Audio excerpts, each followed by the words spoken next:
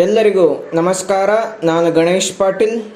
ಸ್ನೇಹಿತರೆ, ಈ 3 years LLB ಕೋರ್ಸ್ನ 6th ಸೆಮ್ನಲ್ಲಿ ಒಂದು ಪ್ರಾಕ್ಟಿಕಲ್ ಸಬ್ಜೆಕ್ಟ್ ಇರುತ್ತೆ.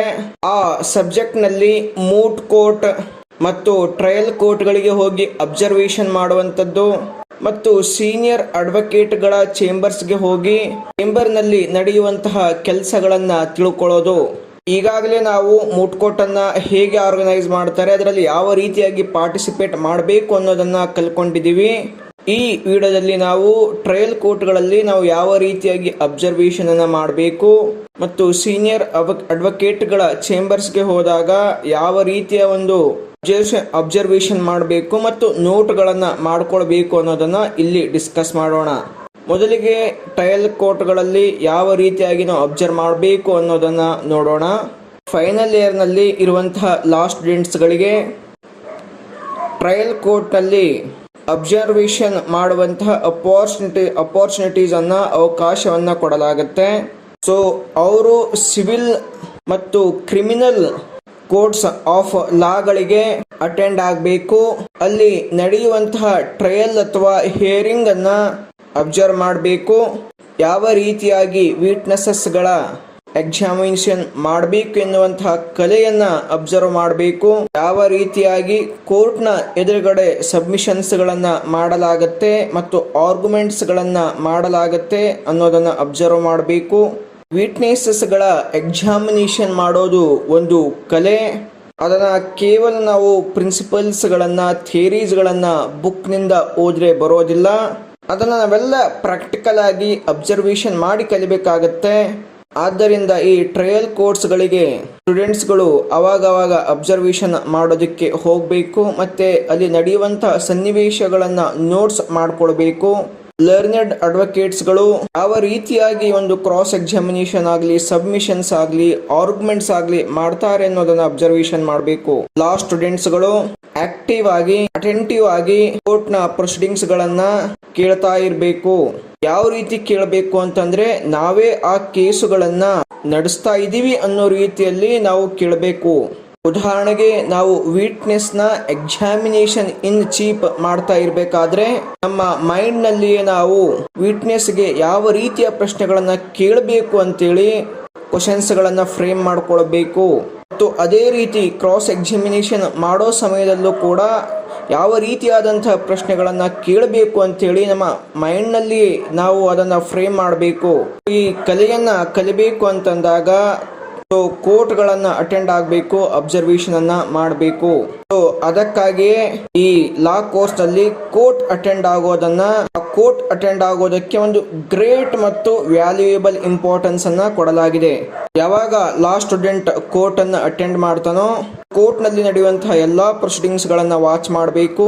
ಕೋರ್ಟ್ ನಲ್ಲಿ ನಡೆಯುವಂತಹ ಎಲ್ಲಾ ಮ್ಯಾಟರ್ ಗಳನ್ನ, ಎಲ್ಲಾ ಪಾಯಿಂಟ್ ಆಫ್ ಲಾ ಗಳನ್ನ, ಫ್ಯಾಕ್ಟ್ಸ್ ಗಳನ್ನ ಡಿಟೇಲ್ ಆಗಿ ರೆಕಾರ್ಡ್ ಮಾಡ್ಕೊಳ್ಬೇಕು. ಅದರ ಜೊತೆ ಕೋರ್ಟ್ನ ನೇಮ್ ಅನ್ನು ಕೂಡ ಅಥವಾ ಡೆಸಿಗ್ನೇಷನ್ ಅನ್ನು ಕೂಡ ರೆಕಾರ್ಡ್ ಮಾಡ್ಕೋಬೇಕು, ನೋಟ್ ಮಾಡ್ಕೋಬೇಕು. ಅವತ್ತಿನ ದಿನ ಎಷ್ಟು ಕೇಸ್ಗಳನ್ನ ನಡೆಸಲಾಗಿದೆ ಆ ನಂಬರ್ ಅನ್ನು ನೋಟ್ ಮಾಡ್ಕೊಳ್ಬೇಕು.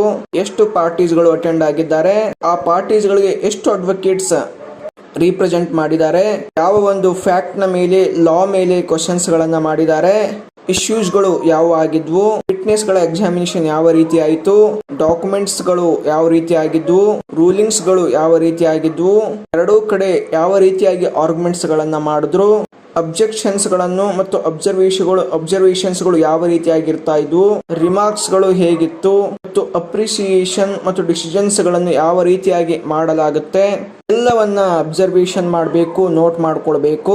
ಮತ್ತು ಕೋರ್ಟ್ಗೆ ಅಟೆಂಡ್ ಆಗುವಂತ ಸಮಯದಲ್ಲಿ ಯಾರು ಸೀನಿಯರ್ ಅಡ್ವೊಕೇಟ್ ಹೋಗಿರ್ತಾರೆ, ಆ ಒಂದು ಸೀನಿಯರ್ ಅಡ್ವೊಕೇಟ್ಸ್ಗೆ ಅಸಿಸ್ಟ್ ಕೂಡ ಮಾಡಬೇಕು. ನೆಕ್ಸ್ಟ್ ಬರುವಂತದ್ದು ಸೀನಿಯರ್ ಅಡ್ವೊಕೇಟ್ಸ್ ಗಳ ಚೇಂಬರ್ಗೆ ಹೋದಾಗ ಅಲ್ಲಿ ಏನೇನು ಕಲ್ತ್ಕೋಬೇಕು ಅಂತಂದ್ರೆ, ಮೊದಲನೇದಾಗಿ ಸೀನಿಯರ್ ಅಡ್ವೊಕೇಟ್ಸ್ಗಳ ಚೇಂಬರ್ ಅನ್ನ ಅಟೆಂಡ್ ಮಾಡೋದು, ವಿಸಿಟ್ ಮಾಡೋದು ಪ್ರತಿಯೊಬ್ಬ ಲಾ ಸ್ಟೂಡೆಂಟ್ಸ್ಗೆ, ಪ್ರತಿಯೊಬ್ಬ ಟ್ರೇನಿಗೆ ತುಂಬಾ ಇಂಪಾರ್ಟೆಂಟ್, ಮಸ್ಟ್ ಅಂಡ್ ಶುಡ್ ಆಗಿದೆ.